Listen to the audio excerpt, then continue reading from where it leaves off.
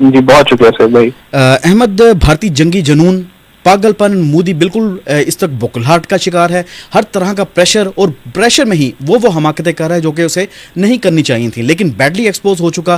पहले एक बात करते हैं कि ऐसा कुछ नहीं हुआ, यानी कि अपने तैयारों के हवाले से पहले उन्होंने तमाम ट्वीट्स करवा दिए अपने मीडिया से कि 3 तैयारे पाकिस्तान ने गिराए हैं, उसके बाद उन्हें रिमूव करवा दिया। फिर जब बैन अवी तौर पर जो इंटरनेशनल मीडिया पे तमाम उनका भांडा फूटा, फिर उन्होंने बारहा कहा कि हाँ ऐसा हुआ है, लेकिन वो क्रैश हुए हैं, पाकिस्तान ने उन्हें हिट नहीं किया। तो इस प्रोपेगेंडा के हवाले से लाजिम बताइएगा, और फिर आपसे जानेंगे आज की जो सूरत हाल है मौजूदा, इस पर आपका तसरा सबसे पहले बताइएगा इस हवाले से।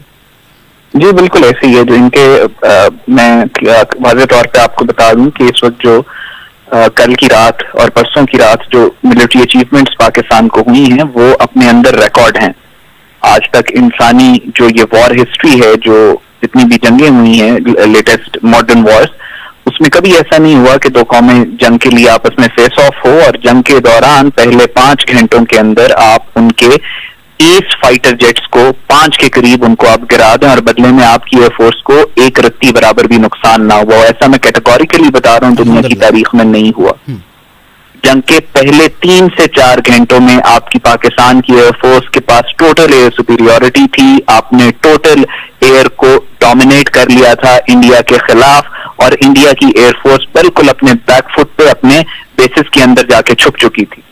और फिर आपने उनके ब्रिगेड हेडक्वार्टर्स को भी हिट किया, फिर आपने उनकी चौकियों को भी हिट किया, और ये सब कुछ तब हुआ कि जब इंडिया ने आपके रात के अंधेरे में पाकिस्तान के ऊपर जो सिविलियन टारगेट्स हैं उनको मिसाइल स्ट्राइक करके हिट किया, और विद इन हाफ आवर आपका रिस्पॉन्स पाकिस्तान का इतना एप्ट था कि आप उनको अंदर जो उनकी जो जहां से ये अटैक लॉन्च हुआ आपने वहां पे उनको हिट किया।